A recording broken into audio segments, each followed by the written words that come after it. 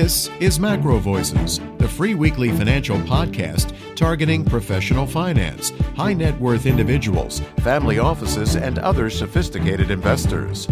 MacroVoices is all about the brightest minds in the world of finance and macroeconomics telling it like it is, bullish or bearish, no holds barred. Now, here are your hosts, Eric Townsend and Patrick Ceresna. MacroVoices episode 518 was produced on February 5th, 2026. I'm Eric Townsend. By popular request, Energy Outlook Advisors managing partner Dr. Anas Alhajji joins me as this week's feature interview guest. We'll discuss the events that have transpired in energy markets since Dr. Alhajji's last interview back in November. Then we'll cover all the big geopolitical risks. And finally, we'll end on the three big events that he's watching in this week's energy markets. At the end of the feature interview, you'll hear Anas suggest another follow-on interview dedicated to the subject of President Trump, artificial intelligence, and their long and short-term impacts on energy markets, including nuclear energy. Let us know on X if you want that follow-up interview, and if there's enough interest, we'll organize a Twitter Spaces to cover those topics separate from MacroVoices. Then be sure to stay tuned for our post-game segment after the feature interview, when we'll have Patrick's Trade of the Week plus our latest perspective on all the major markets, including the massive whipsaw in the gold market. And I'm Patrick Ceresna with the Macro Scoreboard week over week as of the close of Wednesday, February 4th, 2026. The S&P 500 index down 138 basis points, trading at 68.82. Markets looking heavy with some serious cracks emerging in the tech space. We'll take a closer look at that chart and the key technical levels to watch in the post-game segment. The U.S. dollar index up 136 basis points, trading at 97.64. The March WTI crude oil contract up 305 basis points, trading at 65.14, continues to show resiliency. The March RBOB gasoline up 316 basis points, trading at 196. The April gold contract down 730 basis points, trading at 49.50, a peak to trough $1,200, 20+% drop. We'll go deeper into this in the post-game segment. The March copper contract down 118 basis points to 585. The February uranium contract down 1,277 basis points, trading at 85.70. A big mean reversion also happening in uranium. The U.S. Treasury yield up 1 basis point, trading at 4.27. Key news to watch this week is the University of Michigan consumer sentiment and inflation expectations.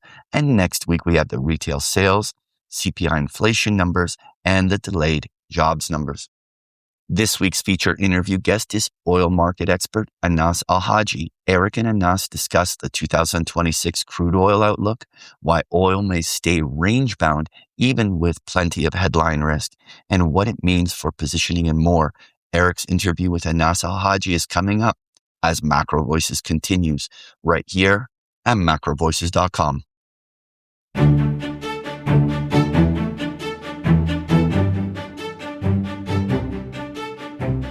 And now, with this week's special guest, here's your host, Eric Townsend. Joining me now is Dr. Anas Alhajji, who is the managing partner for Energy Outlook Advisors, the former chief economist for NGP Energy Capital Markets, which of course is part of Carlyle Group, and former professor from the Colorado School of Mines. Anas, it feels like forever. It's actually just November, so really only a few months ago since we last spoke on this program. You really nailed the call then. Everybody was super bearish, and you were saying, guys, no, it's not time to be ultra bearish. If anything, we have a bullish outlook here, which everybody thought was crazy, and of course the market is up since then. What I want to do, Anas, is set the Wayback Machine to that last interview, which I think was the end of November. Tell us what's happened since then to date in terms of significant events in the energy markets, but let's carry that forward in terms of what you see after today all the way out to the midterm elections, because I think that's really what's on everybody's mind, is President Trump clearly wants to suppress energy prices through the midterms if he can possibly pull it off. So I'd like to focus on the various hurdles that he's going to have to cross in order to achieve that. But let's start by going back to our last interview, which was fourth quarter of last year. Yes. In fact, I would like to go to the interview even before that. And the reason why, because in the interview before that, at the end of 2024, I predicted that oil prices will be in the 70s, range bound in the 70s in 2025. And if you look at the prices, that was correct in the first half of the year.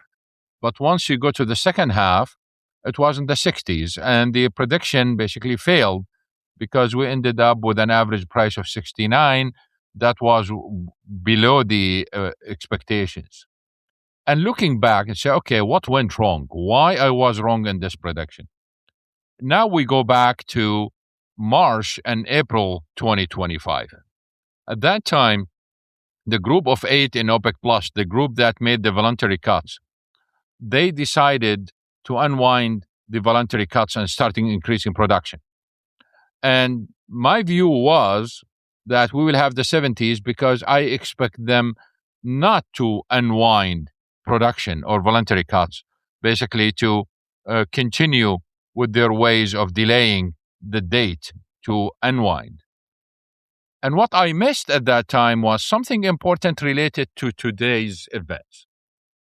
What I missed was I was focusing on growth in global oil demand because there were 2 conditions for them to unwind. The first condition is a major decline in oil inventories, and that happened. And the second condition was strong growth in demand, in global demand. And that wasn't there. There was a growth, but it wasn't that strong. But they did unwind anyway. And I found out basically the reason why, because they looked at the growth in demand for their own oil, not for the global oil demand. That's a big difference and makes a big difference for predictions, by the way. The idea here was the demand for their oil was increasing because of the sanctions. It was sanctions on Russia, Iran, Venezuela, etc. And the demand for Saudi Arabia, Kuwait, and Iraq and others basically was increasing. So from their point of view, they did meet the conditions and they started unwinding and then they expedited that. So keep this idea in mind because I want to go back to it later on to talk about what's going to happen this year. Moving forward, we heard stories about a surplus because of the unwinding, and we started getting messages from the International Energy Agency, from banks, that this is bearish, etc. So I did debunk this bearish sentiment and been proven right on this one. Then they came up with the idea of oil on water, and I did debunk this because they misunderstood that completely. And just to give you an example here, so people can remember what happened. For example, Brazil oil supply exports decreased, but their exports to China increased substantially at the expense of exports to the United States and Europe.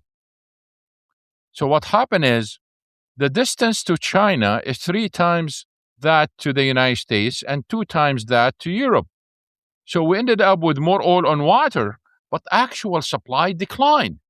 Yet the media and others basically started talking about how the increase on oil supply and how the increase in oil on water basically is going to be bearish. And it wasn't.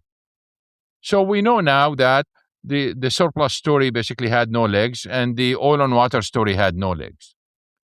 We moved to December and the beginning of this year, and we had major production and supply losses.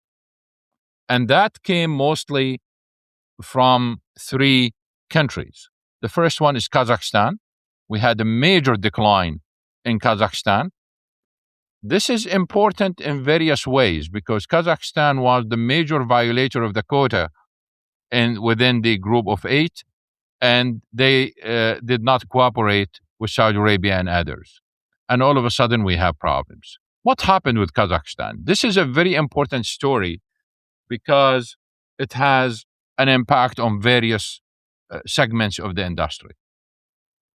Kazakhstan exports its oil from Russia, from a terminal called CPC.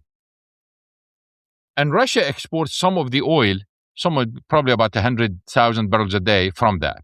Kazakhstan exports about 1.6 million barrels a day out of that. All of a sudden, we noticed that the Russians stopped exporting from that terminal. About 10 days later, that terminal was attacked. And supposedly, we were told that they were attacked by Ukrainian drones. And then a gas processing facility in Russia, next to the border of Kazakhstan, where there is an oil field, was attacked by a drone. And that field, basically, the companies operating in that field, they had to reduce production.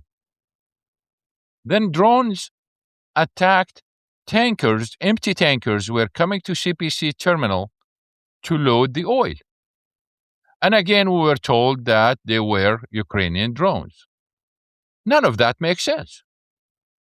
Why Ukraine wants to reduce Kazakhstan's exports? They have no interest. Why they want to bother Turkey and attack ships in the Black Sea? I'm talking about oil tankers. It does not make sense.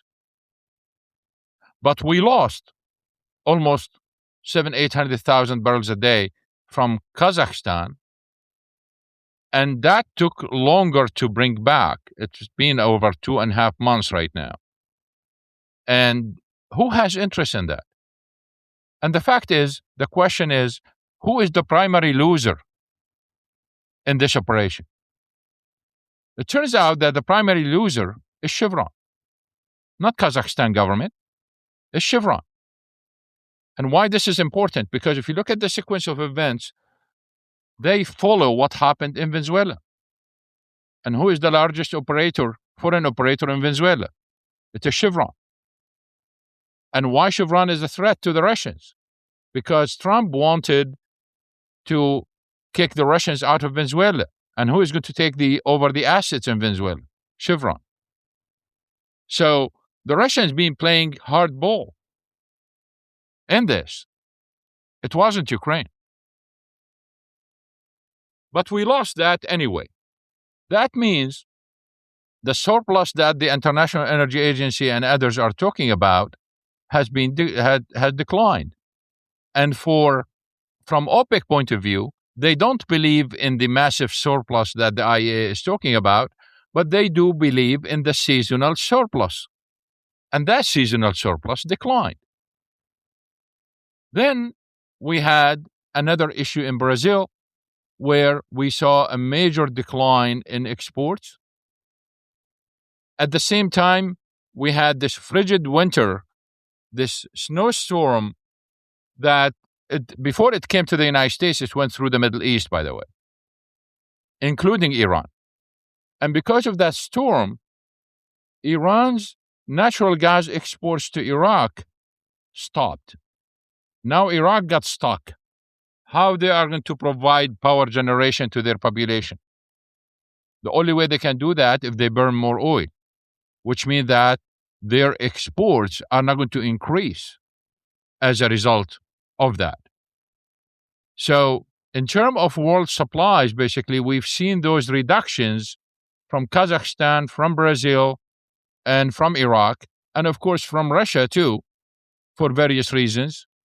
And then we got the storm here in the United States and Mexico, and that reduced production in both countries. At one point, we lost more than 2 million barrels a day. So we have some major losses that if you adopt the surplus story, now that surplus is almost gone. If you don't adopt the surplus story, the bullish sheath is very clear.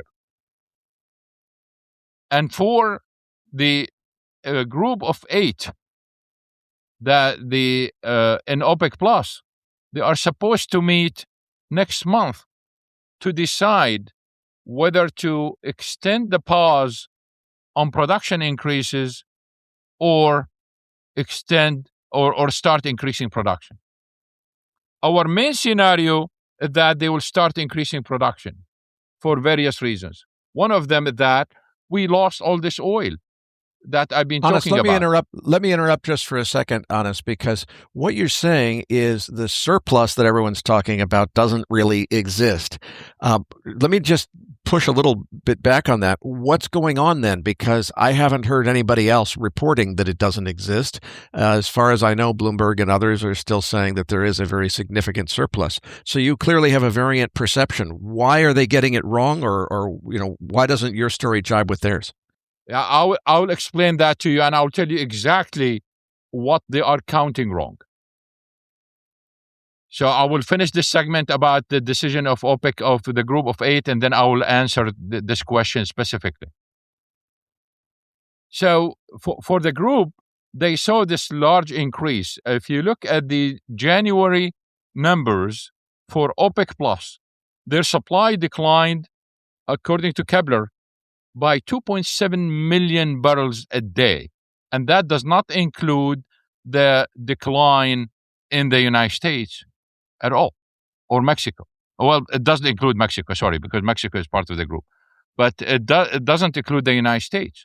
So the decline basically is larger than 2.7 million barrels. And they look at it and say, you know what, that seasonal surplus that we saw in our calculation does not exist. That is a reason basically to increase production. But there are more reasons than that, because there are 2 religious events in the Islamic world, and of course mostly the Middle East, that increase the demand for oil. The first one is, in about a couple of weeks from now, probably like almost 17, 18 days, the holy month of Ramadan starts. And there are 44 Muslim countries around the world, but let's focus only on the Middle East now. We do have enough evidence to show that energy demand during the month of Ramadan increases.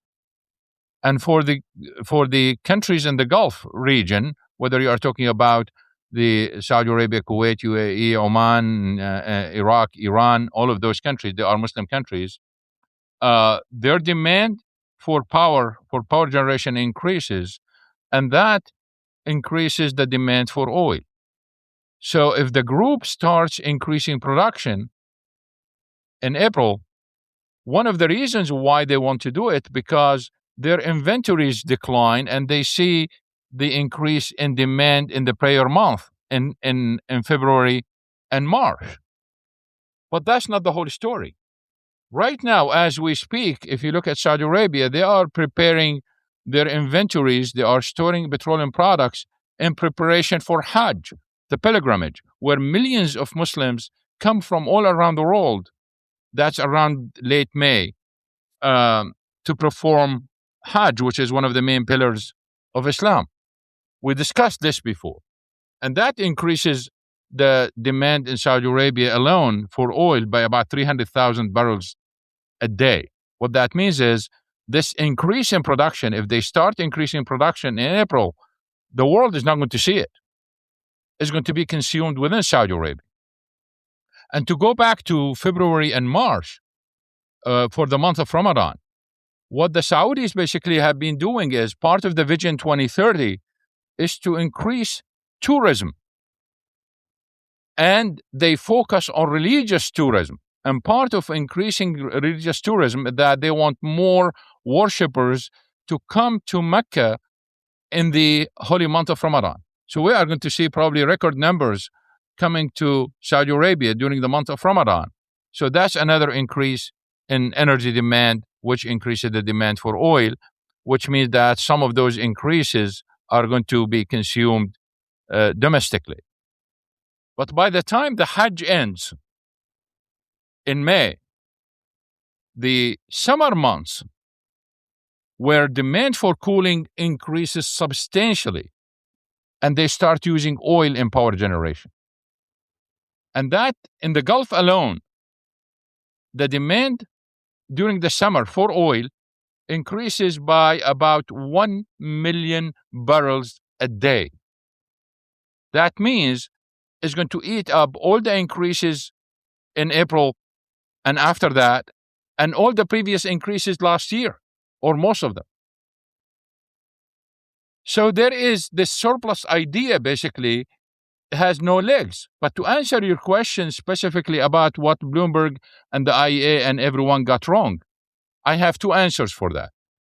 The first one is, if you look at U.S.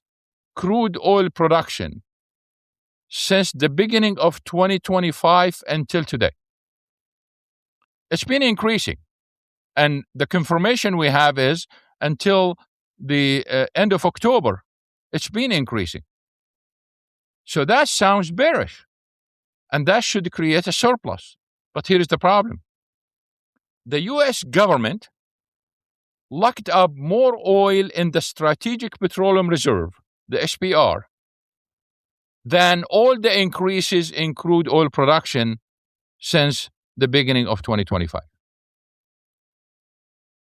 So what they are doing is they are counting this as a surplus, but this is really a locked amount that is not available to the market. So that's one mistake. So when you do Excel sheet and they count it as an increase in production, it looks to them like it's a surplus. So that's one. The other one is, if you look at all the inventory increases since the beginning of 2025 or since August, because that's where the sharp increases started. If you look at all those increases, you see two things. First of all, they are concentrated in few countries. So this is not worldwide. And if you look at that concentration, most of it is in China. And you study every country on its own from the other countries that, if you exclude China, you find out that the increase in inventories was a replenishment. It wasn't even an actual increase. It was just a replenishment of low inventories. Remember, when the group of 8 increased their production last April, they did it. Why? Because inventories were very low. So in those countries, it was just a replenishment. But for China, they increased their inventories by more than 100 million barrels since then. And there, until 3-4 weeks ago, the level of inventories in China was the highest on record. And the question is this a strategic decision, or this is just a commercial decision? And if you look at the behavior of China for the last 3 years and how they are storing everything in terms of energy, they are storing oil, they are storing natural gas, they are storing coal, and the inventories of each basically reach record high. That does not indicate it's a commercial decision. At the same time, you look at their policies, they are investing heavily in upstream to increase their own domestic oil and gas production, and they were very successful in terms of natural gas. Although the cost is very high. That is not a commercial decision. The fact is, everything China is doing looks like it's a preparation for either war or sanctions. And for either one, they want to build up their domestic energy sources, including solar and wind. And that is why the demand for storage batteries is going through the roof in China, although it is very expensive, because it is a strategic decision. You cannot argue with a strategic decision. You cannot go and tell them, oh, it is subsidized and it's expensive. And when you are talking about the survival of a regime or a survival of a country, those financial arguments do not make any sense. don't fit. It's a waste of time. So most of that increase in inventories in China are based on strategic decisions, and that oil, or most of it, should be counted the same way we count the U.S. strategic petroleum reserves. So they are counting those as a surplus, and it's not a surplus.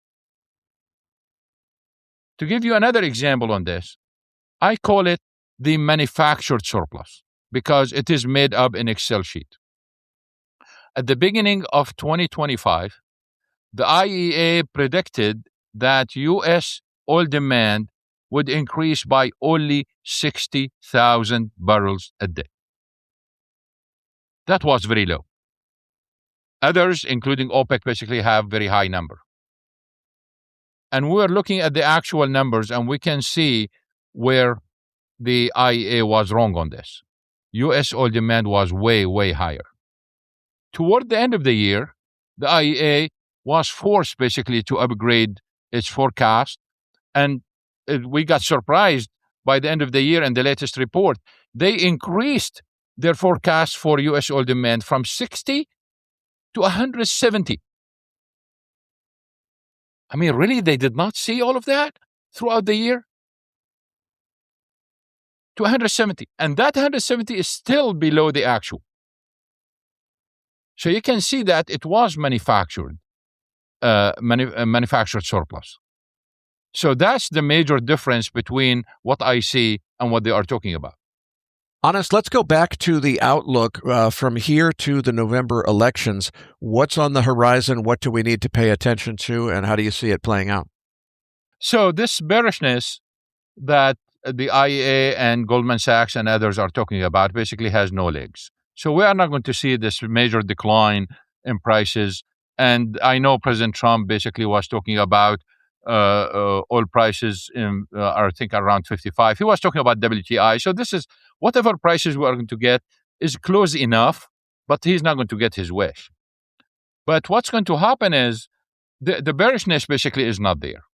And if for some reason oil prices start rising, China will do the dirty work for President Trump.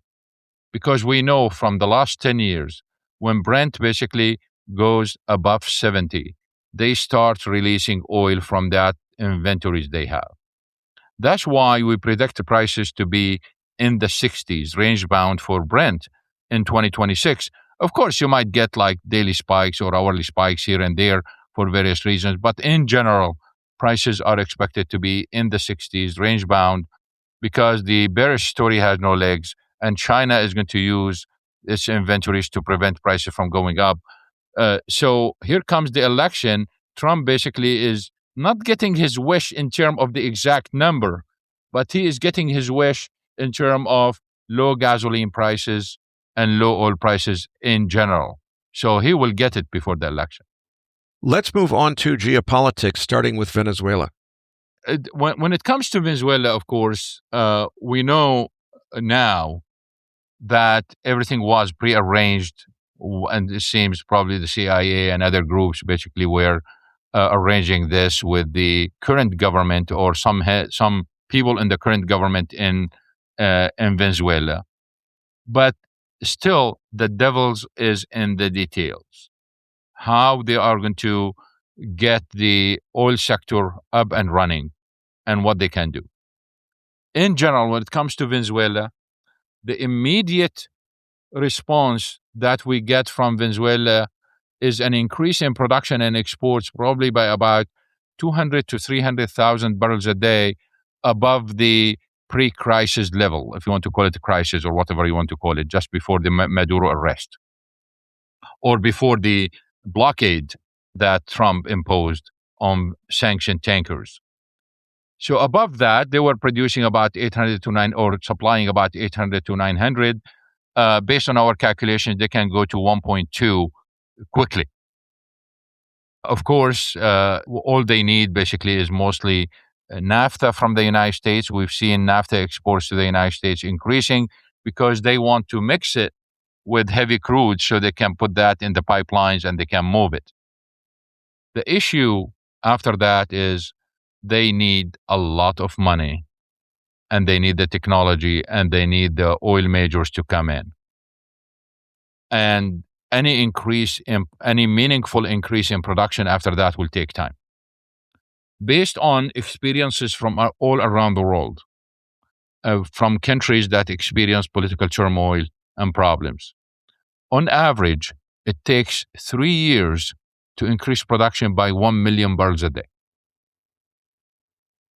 And people are saying, we heard this in various places around the world, whether you are talking about the Arab world or Europe, especially France, they talk about India, they are talking about, well, Trump wants to control the Venezuelan oil, and he wants to flood the market and destroy OPEC and keep prices low, etc. And probably you guys heard it. This is a complete nonsense. Why companies have to go spend billions and billions of dollars only to destroy themselves? That does not make any sense. But this is not the story. The story that I want to tell everyone about is this: that if it takes 3 years to increase production by 1 million barrels a day, let's remember the following. In 3 years, global oil demand will grow by 3 to 4 million barrels a day. Even if you want to be very conservative, it will grow between 2 and 4. So that's the growth in global oil demand. But decline rates are going to reduce production by 10 to 12 million barrels a day. So 3 years from now, I need about 15 million barrels a day of fresh oil. So 1 million out of Venezuela basically will be a welcome addition. And it's not going to crash the market. And it has no impact on OPEC or OPEC Plus or the Group of 8 at all. So that's one part of the equation. The other part of the equation is where the money is going to come from. At least right now, to start, we need about $20 billion. Who is going to bring that money? If you look at the history of the oil industry, we are going to find out later the following: that the oil companies that are going to go in, they are going to switch investment from one location to another. So if Venezuela is going to get 30, 40, 50 billion dollars of investment, that's going to be at the expense of somewhere else. And therefore, a few years from now, when Venezuelan production is going to increase, let's remember that somewhere else has zero production. So it's not bearish, and it cannot be bearish. The other related issue is we have to be mindful of crude quality. And this is a big problem because those who believe in conspiracy theories, they promoted the idea that Trump wants to control the Venezuelan oil because refiners on the Gulf Coast configured their refineries to receive the Venezuelan oil, and therefore they want it. Now, the statement that the refineries are configured for Venezuelan oil is absolutely correct. But the rest of the story is incorrect because we get all that oil from Canada, and Canada is not Venezuela. Let's remember when we talk about Canadian crude, what we have here. First of all, the quality of the Canadian crude is way better than the Venezuelan crude. We have a web of pipelines that is bringing, or good infrastructure that is bringing this from Canada, from responsible companies, a stable, politically stable country. But what is different about the Canadian crude from others is that it comes with long life and low decline rates because it's oil sand. That's not the case in Venezuela. So those refiners, those who are adopting the conspiracy theory and they are talking about the refiners, they are missing the point that those refiners basically are getting a good deal from Canada. And as you know, Canadian crude is sold at discount too. And if you look right now at the situation, what we see is the following. We were told by the Trump administration that now the Venezuelan oil under the control of the Trump administration is being sold at a price that is 30% higher than the price sold to China before the blockade. This statement is correct, but it is intended to fool people. That's not really the full story. The full story is the Trump administration allowed the two trading houses to buy the Venezuelan oil at the price that China was getting. So Venezuelan oil was sold at the same discount. But those companies are selling it or trying to sell it to others at a price that is 30% higher than before. But Venezuelan oil basically is sold at the same discount that China was getting it. And now those trading houses are having serious problems because they are not able to sell that oil. China is not buying it. India is still compromising, and that oil is not going anywhere. You look at the recent data from Kepler, most of that oil is going to the United States. And if it is going to the United States, the question is it replacing Canadian crude? And if it is replacing Canadian crude, that means we are going to see price differentials for the West Canadian Select basically getting hammered because of it.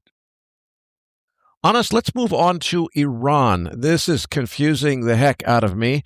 At first, it seemed like a strike was imminent. We were repositioning half of the U.S. military fleet to the Persian Gulf, getting ready for a big strike. And now it seems like President Trump wants to kiss and make up with Iran. What's going on here? It seems that there is this general realization in the whole region in the Middle East that a collapse of the regime is the worst disaster they can have. A collapse of the regime basically will lead to many issues, including civil war within Iran and massive migration to the neighboring countries. Let's remember that the population of Iran is over 90 million people and is surrounded by all those countries. And who wants to get migrants in this case? Pakistan has its own grievances with the Baluchistan province because they want to be independent. If you have a collapse of the regime in Iran, they are going to gather on the Iranian part and literally launch attacks on Pakistan. That's why Pakistan does not want it. And the Turks basically do not want the Kurds to start to establish kind of their own Kurdistan in Iran and launch attacks on Turkey. And then the other Gulf states they don't want the flood of immigrants, neither Iraq. They don't want the flood of immigrants. So the collapse of the regime is a serious problem. And it seems everyone realized that there is no substitute. Unless they do something similar to Syria and Venezuela, where you get rid of the top leadership, but you keep the system as is. And by doing so, of course, that means all the opposition gets burned. So all the Iranian opposition basically gets burned in this, and just like what happened to the Venezuelan opposition, they got burned. So aside from that, the picture was very clear. Do you want a total chaos in the region, or you want to work it out? And the issue here is there is no substitute, and that's what scared the hell out of everyone. Just to briefly talk about the oil impact, we always hear about blocking the Hormuz Strait. Look, Iran cannot block the Hormuz Strait, and it is not in the interest of Iran to block the Hormuz Strait. Most of their imports come through the strait. Most of their exports go through the strait. And at the same time, blocking the strait will hurt Iran's friends, but will not hurt Iran's enemies. If the strait is blocked, Israel will not be impacted at all. The impact on the United States is extremely limited. But you look at India and China and other Asian countries, they will have serious problems. So let's drop this idea of blocking the Hormuz Strait. Yet some militia or some cronies, etc., can cause trouble in the area. Yes, no one can deny that. We've seen it before. I just want to point this out. Anas, let's move on to Russia-Ukraine conflict. What do you see on the horizon there? And if this does eventually get resolved with some kind of peace deal, is that massively bearish for prices because all of the Russian supply comes back online, or is it more complicated than that? It is more complicated than that. First, if you really look at it, Russia cannot increase its production anymore. That's it. And if we end up with a peaceful resolution, Russia will spend the first few months repairing its refineries. And once the utilization in those refineries go up, that means their domestic demand for crude goes up. Therefore, Russian exports will decline, and that is bullish. So it cannot be bearish. That's one. But of course, here we are talking about oil, but when it comes to natural gas and LNG, that's a different story. I will talk about that in a minute. But the main issue that we should focus on is this. What happened after the sanctions were imposed? Trade patterns in oil worldwide changed. And oil that was going to Europe now is going to India and China. And we've seen those massive activities in the Suez Canal and the Red Sea. Now, if we end up with a peaceful resolution, we are going to see some changes in that trade. We are going to see some reduction in insurance. We are going to see, for the dark fleet, for example, and probably this one of the most important points in this podcast today, we are going to see massive retirement in the fleet because many tankers kept alive because of the sanctions. And those tankers basically are 25 years old, that they've been basically in salvage long time ago. So we are going to see a massive retirement in the fleet. And that means we are going to see another phase to the shipping industry that we don't see today. So most of the implications are really on shipping, not on actual production. And whatever cost is associated with that, with a reduction or higher cost. But definitely insurance costs will go down. Today in the Daily Energy Report, basically we focused on the EU because today they released or they published the regulations that phase out the Russian gas from Europe. And we asked the question, okay, now you are going to phase this, but what if the war ends? And what if these sanctions are relaxed? What you are going to do with those regulations? And by the way, when you look at those regulations, I just want to point out one thing, that in those regulations, under the guise of phasing out Russian gas, the EU is trying to phase out US LNG, because instead of targeting Russian gas, what they are saying is we want to do two things. Again, under the guise of Russia. We want to literally diversify our LNG imports and reduce our fossil fuel imports. So this is really targeted at the United States. This is one of the unintended consequences of the Trump administration talking about Greenland and trying to impose tariff and trade wars, etc., on the EU. So this is today. You can read it and see that what's going to happen later on. The United States imposed sanctions on the LNG plants in Russia. There are 3 plants. They impose sanctions on them, and they impose sanctions on the tankers that carry this LNG. The imposition of those sanctions on those LNG plants and tankers has nothing to do with Ukraine. This is part of the LNG war. This is part of the idea that LNG has become an integral part of U.S. foreign policy. It's a tool that is used for national security.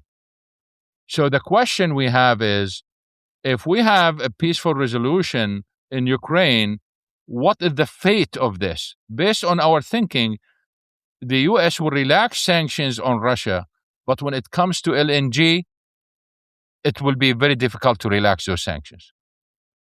Anas, we've been talking about a lot of long-term issues. Before we close, I want to move on to this week. Of course, this podcast will air on Thursday. We're recording it on Monday afternoon. Tell us, I happen to know you've got a bunch of stuff on your mind because I follow your subscription Twitter account. What's going on this week? You've got three big things on your radar. Yes, there are three things this week. The first thing is Saudi Aramco will release its OSP, the official selling prices, on Thursday. This is very important because it tells us what they are planning on doing in the market, regardless of the meeting on Sunday. So the market basically is expecting lower prices. If they lower the price, that means the Arab Light price will be the lowest in 5 years.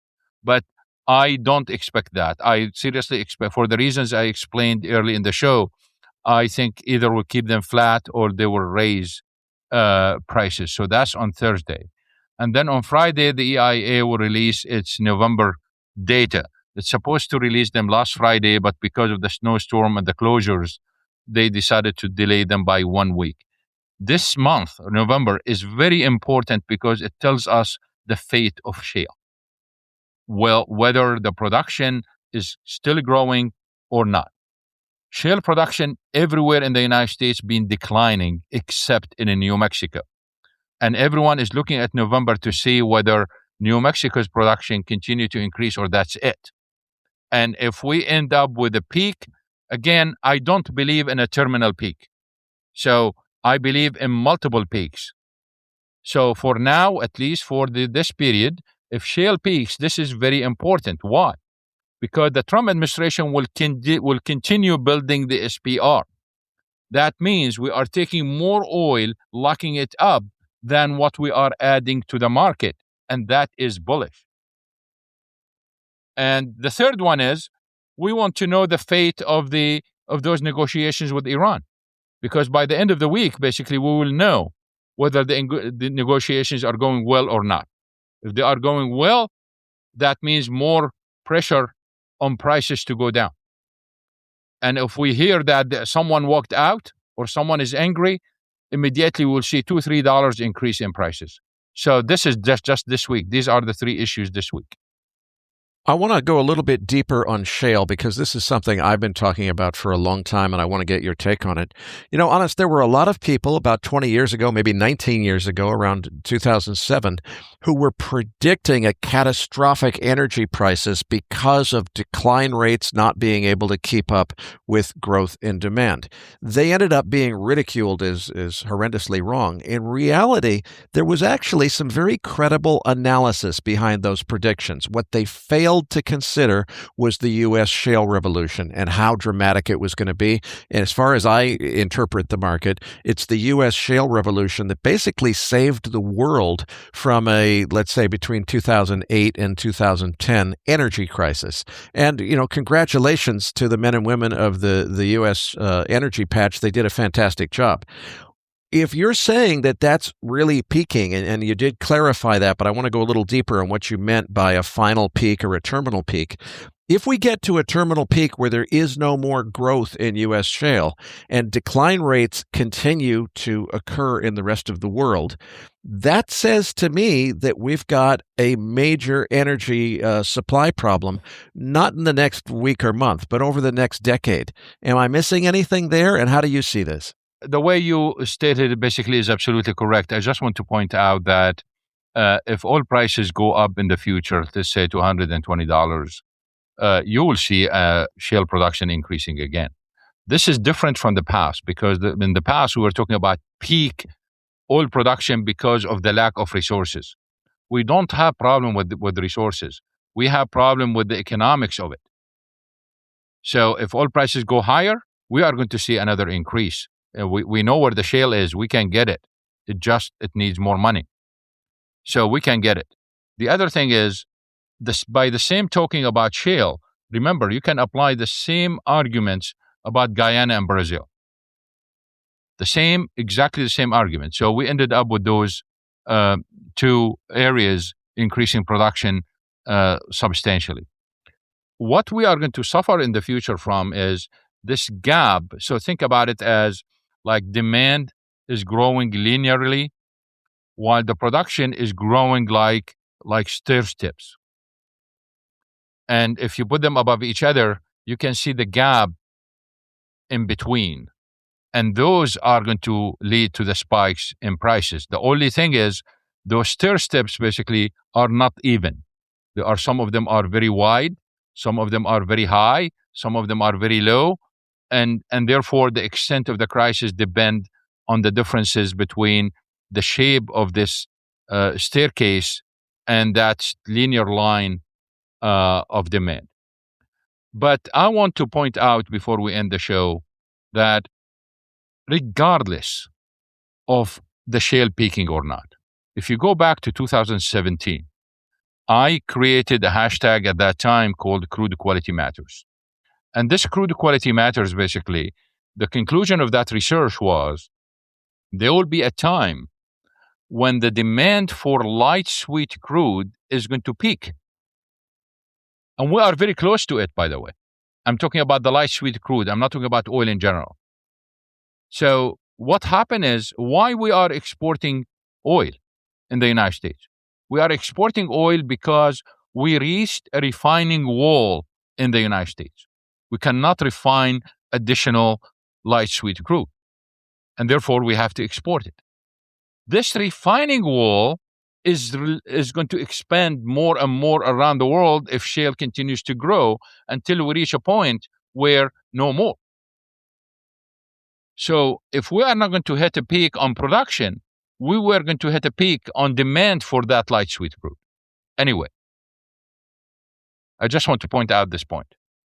Final question, Anas. It seems to me that President Trump has a very strong incentive to try to keep energy prices down, specifically through the November midterm elections. Now, just knowing President Trump, Mr. Art of the Deal, if there was somebody, some trading partner he could cut a deal with and say, look, I need you to help me out, increase production, do something to get the prices down just through November. And if you do that for me, after that, I'll let you raise them as much as you want. If that were to play out, obviously it creates a very interesting tradable scenario. My question to you is there anyone who's able to deliver on that from the other side? Could Saudi Arabia make that deal and actually increase production and deliver on it? Or is there really nobody in a position to help him out of this squeeze? It doesn't matter. The reason why, because anyway you look at balances, prices will remain range bound in an acceptable way. So this is not a big deal to Trump at this stage. But probably we should have another show very soon to discuss Trump, AI, energy, and oil. Because this is really, because the issues could be deeper than just Trump wants low energy prices. Because you cannot have AI and be years ahead of China without energy. And that energy has to be abundant and has to be cheap. If you look at the national security strategy that I forgot what the name is, that been released about 2 months ago, what is the main theme in it? The main theme is to control the world, you need two things. You need energy abundance and you need AI. But the issue here is you cannot have AI without energy abundance. And all of a sudden, it is about energy. And to have AI and the growth and to be ahead of everyone, you need that to be cheap. So the story of Trump now in the second term could be completely different from Trump in the first term, because it's not only about elections and low prices to win elections or his hate for the oil industry, the historic hate for the oil industry. It is really probably about something way larger. And it is supported by the deep state, not only Trump. Anas, I love your idea of doing another interview. It won't fit in this one for sake of time, about AI and energy and where it's headed, because I have a very strong view in this. So many people are counting on nuclear energy. And as much as I'm a nuclear energy proponent, I don't think that the people expecting that understand the lead time for building new nuclear energy. I think natural gas is going to have to stand in, and that's going to be the big story of the AI boom. Why don't we do that in a separate Twitter Spaces interview so that we can get that done sooner. Every time I get you on MacroVoices, everybody wants to hear about oil and gas. But for the audience who wants that, be sure to follow us, both myself and Anas, on Twitter. And at some point in the near future, we'll organize something along those lines, and we'll tweet it out so everybody knows that it's coming sometime in the next few weeks. As we wrap this one up, I just want to ask you, before I let you go, tell us a little bit about what you do at Energy Outlook Advisors. You've got a terrific newsletter. Your Substack is extremely popular. You've also added a lower-cost subscription Twitter service where you can get briefings and in private Twitter Spaces and so forth.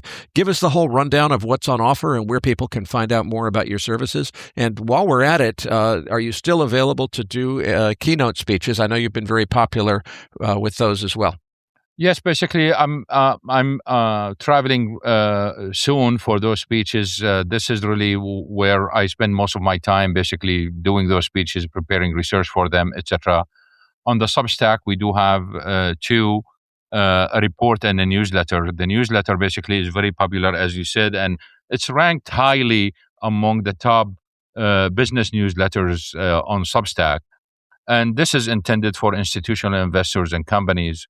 And we do a lot of things in details, etc. And then we have the daily energy report. This is designed for companies and individuals. It's just like $420 a year.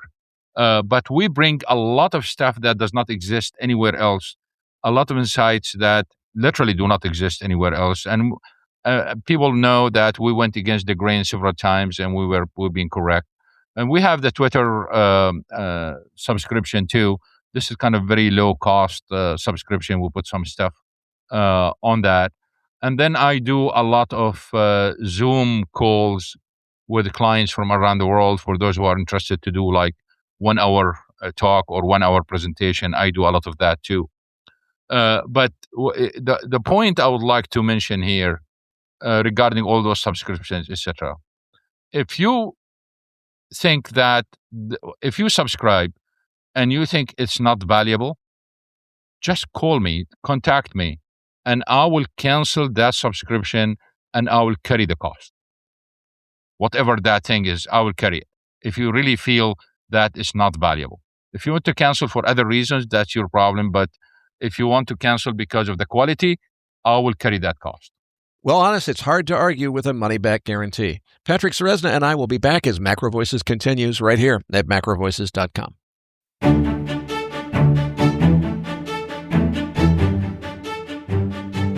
Now, back to your hosts, Eric Townsend and Patrick Ceresna. Eric, it was great to have Anas back on the show. Now, listeners, you're going to find the download link for the post-game trade of the week in your Research Roundup email. If you don't have a Research Roundup email, that means you have not yet registered at MacroVoices.com. Just go to our homepage, MacroVoices.com, and click on the red button over Anas's picture saying, looking for the downloads. Patrick, Dr. Anas made a compelling case that crude can stay more resilient than the oversupply narrative suggests, but the tape is still looking hostage to geopolitics and headline risk. So the real question in my mind is, if you buy his framework, what's the cleanest way to position for it without taking blunt Delta One exposure in a market that could whip around on a dime? Eric, coming out of Anas's interview, the setup I am focusing on is a market that can stay range-bound in the 60s, but still carries real headline-driven upside risk. This shows up directly in the option surface, as there is a distinct right-tail skew where upside calls price rich volatility relative to the downside. Instead of paying full freight for upside optionality, I'd rather use the skew to finance a bullish structure with defined risk and minimal carry drag. So for this week's Trade of the Week, I'm looking at a bull call spread in the WTI options reference to the April 2026 crude future trading at 64.15. I'm looking at the March 17, 2026 expiry options with about 40 days till expiration. So here's the trade of the week. A $12 in the money bull call spread. We buy the April 60 in the money call for $6.15, which has an implied volatility of 44.7%. and sell the April 72 call for $2.25, being priced at an implied volatility of 58.4%. That's a 60 by 72 bull call spread for a $3.90 debit, or about $3,900 per one lot spread, 1,000 barrels. The key feature is that you're buying lower implied volatility and selling higher implied volatility. And here's the key. The break even comes in around 63.90, which is about 25 cents below the current futures price of 64.15. In other words, you don't need a rally just to get to flat at expiry, while still maintaining better than a 2-to-1 payoff profile. From here, your payoff is clean and defined. Your max loss is $3.90 if crude settles at or below $60 at expiration, a max profit of $8.10 if crude oil settles at or above $72, and most importantly, if crude oil is unchanged at expiration, this structure is still slightly profitable because it's an in-the-money spread with a break-even below the market. So the intent is simple. Stay constructive on crude, use the right tail skew to keep carry costs low, and participate in upside over the next 6 weeks with a clearly defined risk. All right, Eric, let's dive into these equity markets. Well, Patrick, I'm reading a lot of pundits saying that they think equity markets are generally undergoing a drying up of liquidity, and bearish predictions are starting to replace the chorus of permabulls that were dominating the news flow until now. I'll be honest and say I really don't have any strong short-term conviction in either direction on the broad equity market. But longer term, I'm still of the strong opinion that the great stock bull market of the early 2020s is in its late stages, if not winding down, while the great commodity bull market of the late 2020s is just getting started. I can't call the short-term timing, but I think that's the big picture. Patrick, what are your thoughts? Well, Eric, I want to focus on the S&P 500 purely from a quantitative perspective and a technical perspective. At this stage, the S&P 500 has found substantial overhead resistance over the last few months, and that has diverged from the S&P 500 equal weight index, which has continued to progress higher as there has been a clear sector rotation getting underway. And so what we're with this overhead resistance, one thing that we made very clear over the last few weeks was how important the Mag 7 and the Mag 7 earnings were going to be on the path. In order for the S&P 500 to progress to 7,100 to 7,400 on the upside, we would have needed the Mag 7s participating. They're 1/3 of the market capitalization of the S&P and 2/3 of the capitalization of the NASDAQ 100. And so we have a scenario where we really needed to see a positive tailwind come from there. Now we have seen almost all of these earnings. There's obviously Amazon still ahead of us, but overall, they have generally disappointed. Now, what I want to start off is page 5, looking at the tech software ETF, which is the symbol IGV. This is your Microsoft's, Oracle's, and so on in there. You can see we have a 30% crash in this ETF as it has broken all support lines and heading right back to a Liberation Day lows. There is a clear breakdown happening in the space. This is obviously influencing the NASDAQ 100, which is on page 4. And what you can see is after a double top, we have now broken the December and January lows and closed below the 50-day moving average at levels where CTAs and vol targeting funds will actually start to do systematic selling. And so we are in a situation where the underpinning support of the market is massively deteriorating. Now, on page 3, where I have that S&P 500 chart, we can't technically still see the breakdown underway, but we have the first attempt to close below the 50-day moving average and a very large amount of systematic trading that will start to hit the bid below 6,800. This is an incredibly fragile moment. Now, is this a doomsday bear market? No, we had an amazing bull market from April all the way up to here. Inevitably, markets correct, no different than we see on all sorts of the other commodities and so on. At some stage, we're going to have a correction here. And the question is, did the disappointment of these Mag 7s make it more inevitable at this stage? If we start breaking those levels, we can see spikes in implied volatilities. If we see breakdown in financials, if we see junk bonds breaking key support lines and see credit spreads starting to widen, this can turn into a bigger correction, something that could be not just a 5% dip like we saw back in November, but it could become a 10+% market correction. That would, of course, in the end, wherever it stalls out, would be a buying opportunity. But at this stage, the market looks highly vulnerable going here into the first week of February. All right, Eric, let's touch on the dollar. Patrick, the bounce off the long-term lows has been vigorous for the last week, so an argument could be made that the September 17th and January 27th lows on the dollar index form a bullish double bottom pattern. But in my view, this is a headline-driven market, and I don't weight technical analysis as heavily as I usually would.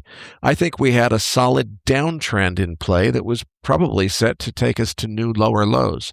But then the market's reaction to President Trump's nomination of Kevin Warsh for Fed chair to replace Jay Powell brought on a sudden reversal that's all about the market's perception, which I think is wrong, that Warsh will be much more hawkish than President Trump expects him to be.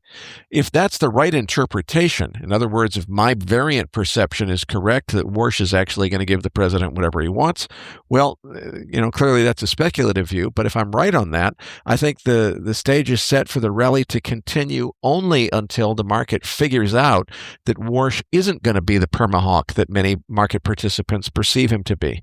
Then I think we would eventually move to new lower lows. The question is, how long does it take for the market to figure out that they've got it wrong and that Warsh is going to give Trump whatever he wants? At least that's my view. Time will tell. Well, Eric, I want to look at the dollar again, just purely technicals.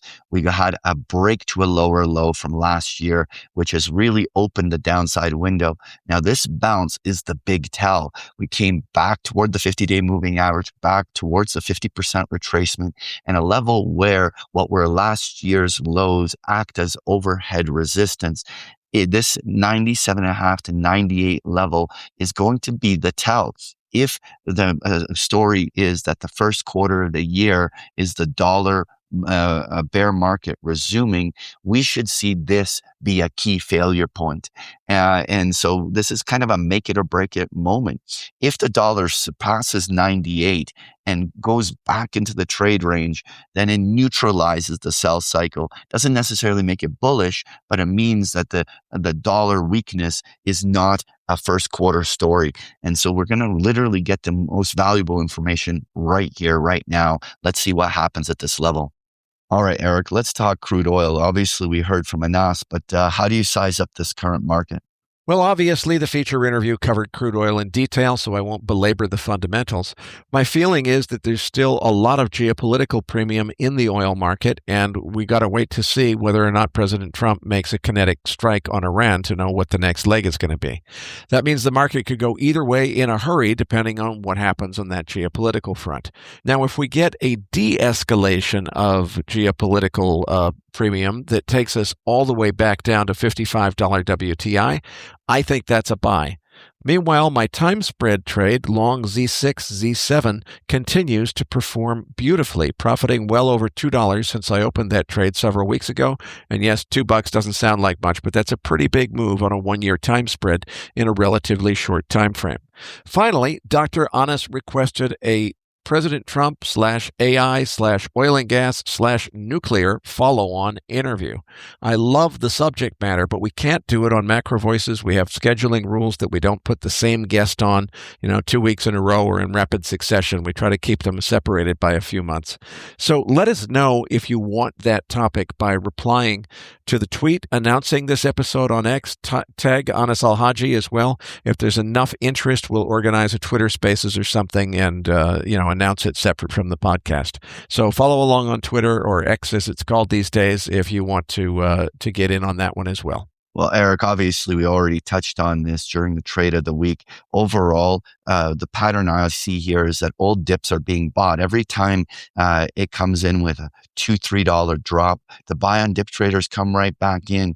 Now, obviously, I am not super bullish. I think Anas is right that there's political influences here, but short-term liquidity squeezes could send oil up into the 70s on WTI, even though it probably will revert after making such an advance. This is where I want to be tactically short-term bullish oil, but at the same time, recognizing that you probably have a ceiling on top of any advances that will be met with some selling if we do get those bull impulses. All right, Eric, we got to talk about gold here. Boy, oh boy, Patrick, talk about a whipsaw. Now, the Kevin Warsh nomination was just the proximal catalyst, not the cause. The reason this happened, the real reason, is simply that the market had moved up way too much, way too fast, in a parabolic move that made this outcome both obvious and likely.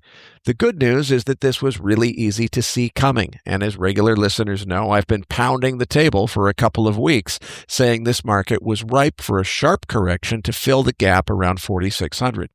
Now, when I recorded last week's podcast, April gold futures were trading above 5,600. But by the time that episode was released, just a few hours later, they had already moved $500 lower. The selling started right at the European Open, which was just a few minutes after I recorded last week's podcast.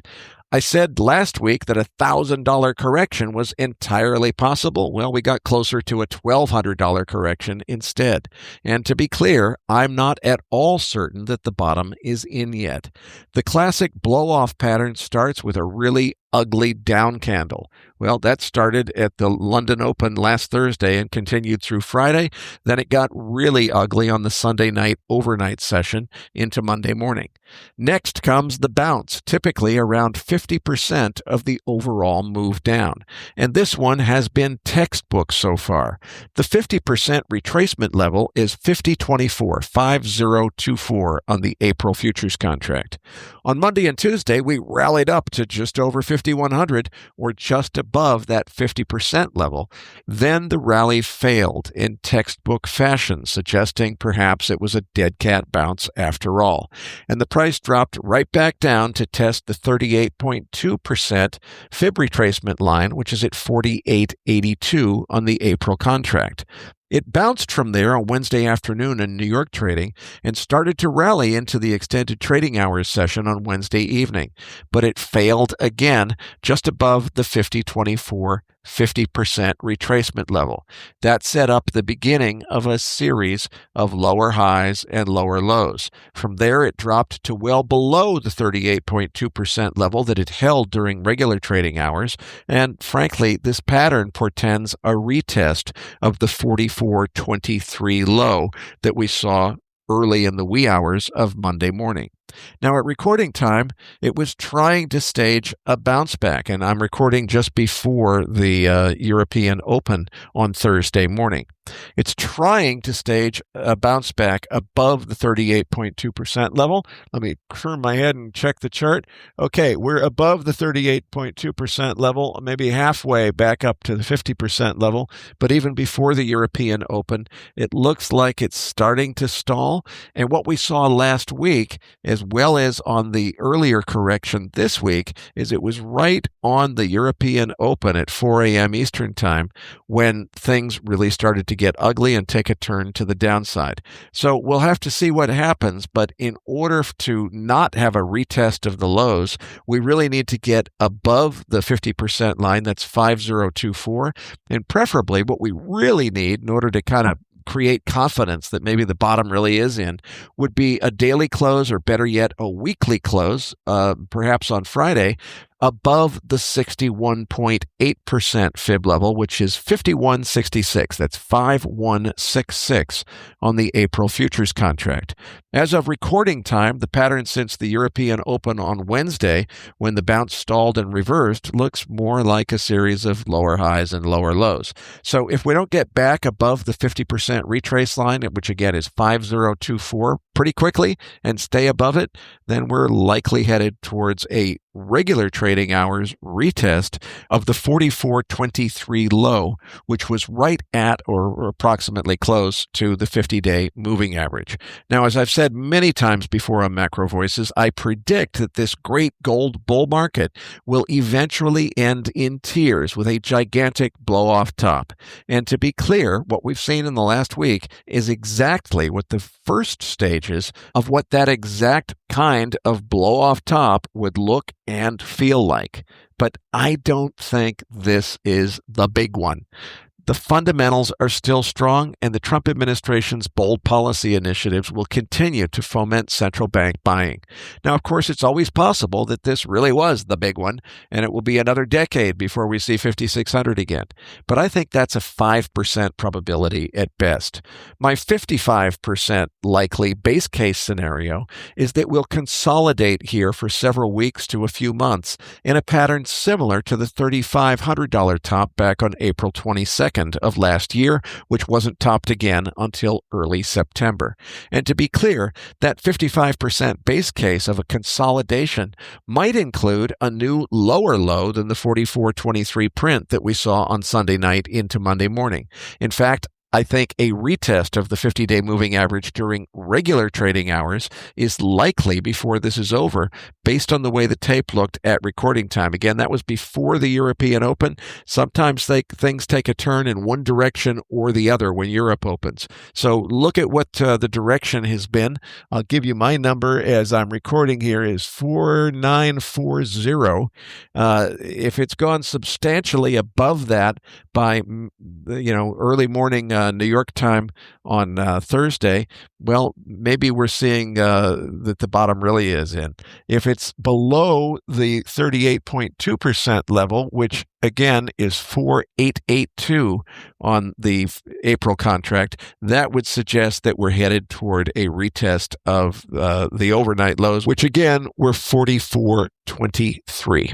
I'll assign a 30% probability to a substantially deeper correction well below the 50-day moving average, perhaps testing the 100-day moving average at 42.63, that's 4263, or even lower if the U.S. dollar rally continues in earnest.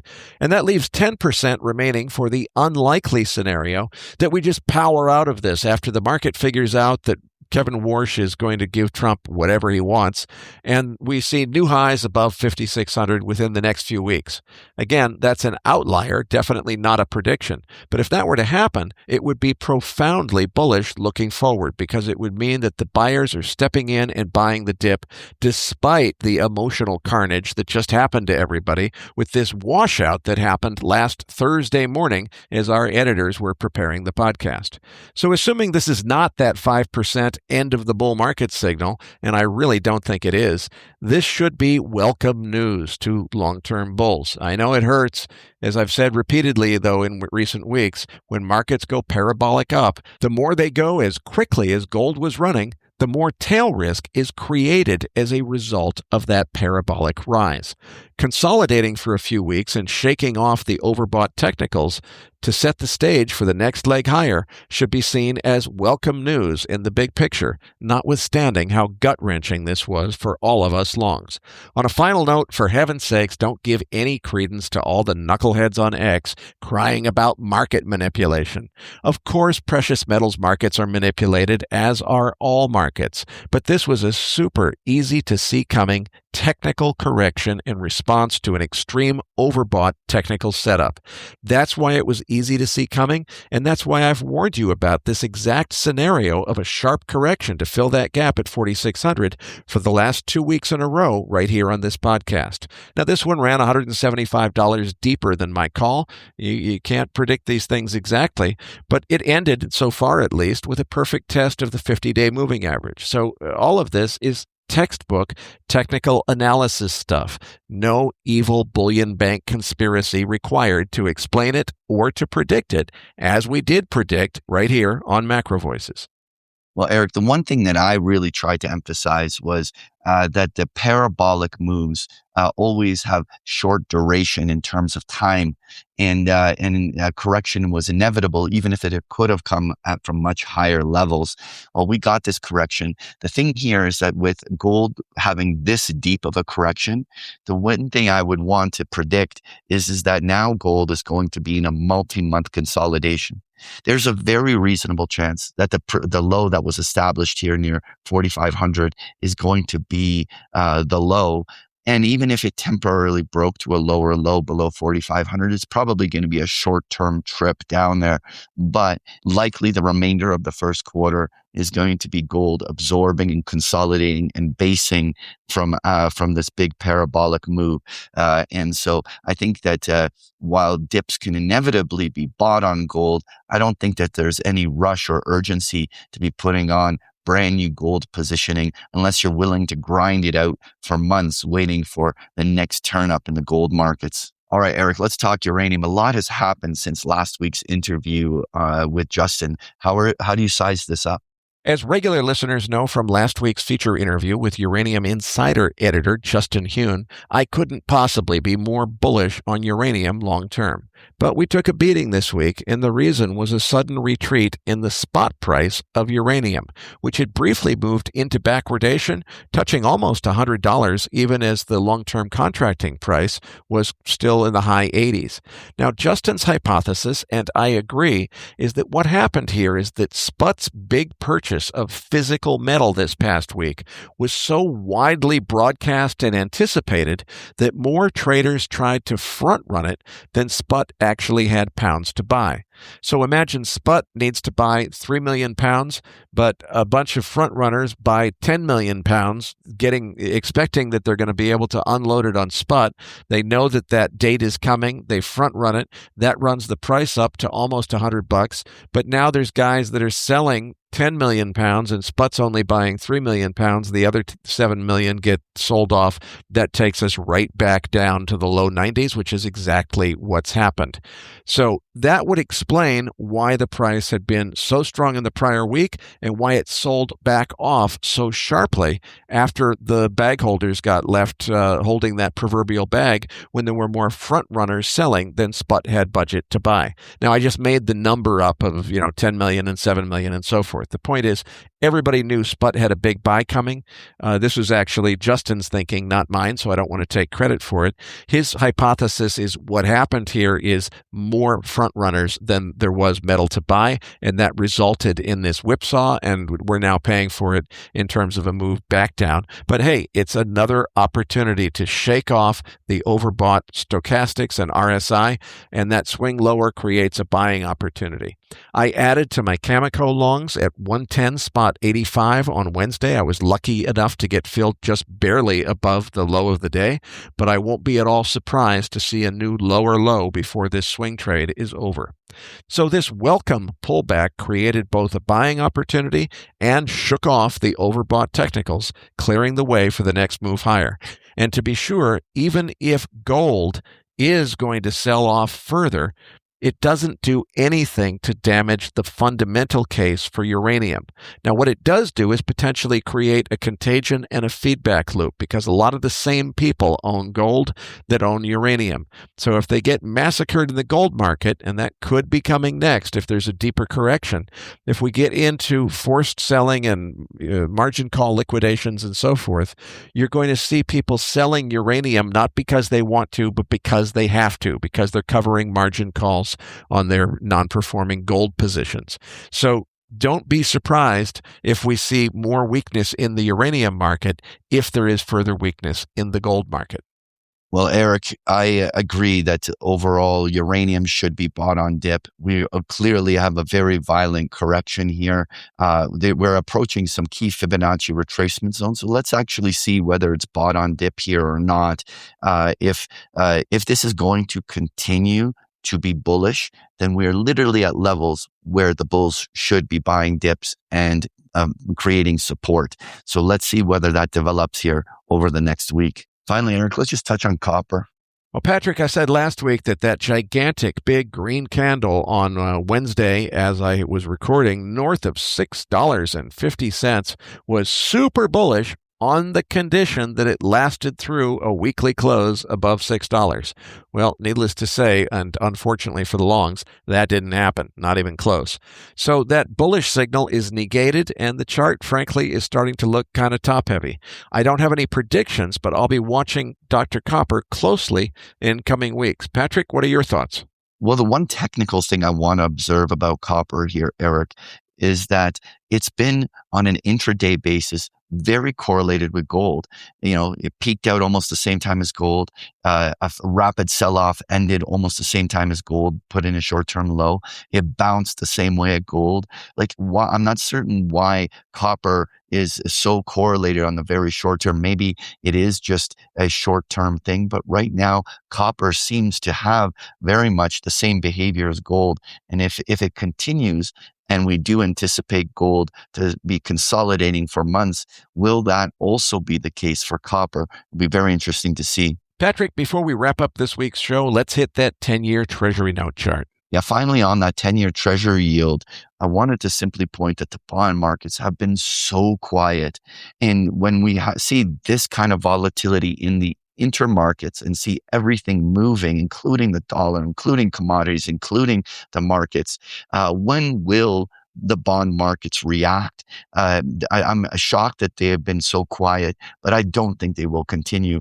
If we see that there's equity risks and all of these things are cracking, I think bond yields here have a legitimate chance to start moving. Folks, if you enjoy Patrick's chart decks, you can get them every single day of the week with a free trial of Big Picture Trading.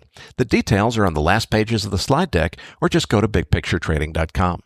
Patrick, tell them what they can expect to find in this week's Research Roundup. Well, in this week's Research Roundup, you're going to find the transcript for today's interview and the Trade of the Week chart book we just discussed here in the postgame, including a number of links to articles that we found interesting. You're going to find this link and so much more in this week's Research Roundup.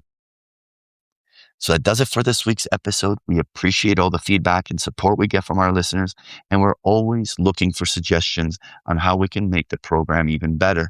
Now, for those of our listeners that write or blog about the markets and would like to share that content with our listeners, send us an email at researchroundup@macrovoices.com, and we will consider it for our weekly distributions. If you have not already, follow our main account on X at MacroVoices for all the most recent updates and releases. You can also follow Eric on X at Eric S. Townsend. That's Eric spelt with a K. You can also follow me at Patrick Ceresna. On behalf of Eric Townsend and myself, thank you for listening, and we'll see you all next week.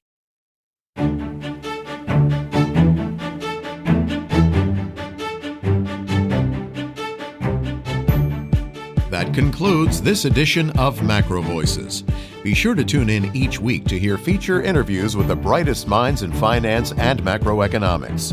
MacroVoices is made possible by sponsorship from BigPictureTrading.com, the Internet's premier source of online education for traders. Please visit BigPictureTrading.com for more information. Please register your free account at MacroVoices.com. Once registered, you'll receive our free weekly Research Roundup email containing links to supporting documents from our featured guests and the very best free financial content our volunteer research team could find on the internet each week. You'll also gain access to our free listener discussion forums and research library. And the more registered users we have, the more we'll be able to recruit high-profile feature interview guests for future programs. So please register your free account today at macrovoices.com if you haven't already. You can subscribe to MacroVoices on iTunes to have MacroVoices automatically delivered to your mobile device each week free of charge.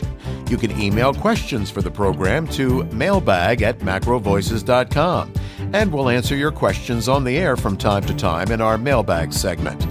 MacroVoices is presented for informational and entertainment purposes only. The information presented on MacroVoices should not be construed as investment advice. Always consult a licensed investment professional before making investment decisions. The views and opinions expressed on MacroVoices are those of the participants and do not necessarily reflect those of the show's hosts or sponsors. MacroVoices, its producers, sponsors, and hosts Eric Townsend and Patrick Ceresna shall not be liable for losses resulting from investment decisions based on information or viewpoints presented on MacroVoices. MacroVoices is made possible by sponsorship from BigPictureTrading.com and by funding from Fourth Turning Capital Management, LLC. For more information, visit MacroVoices.com.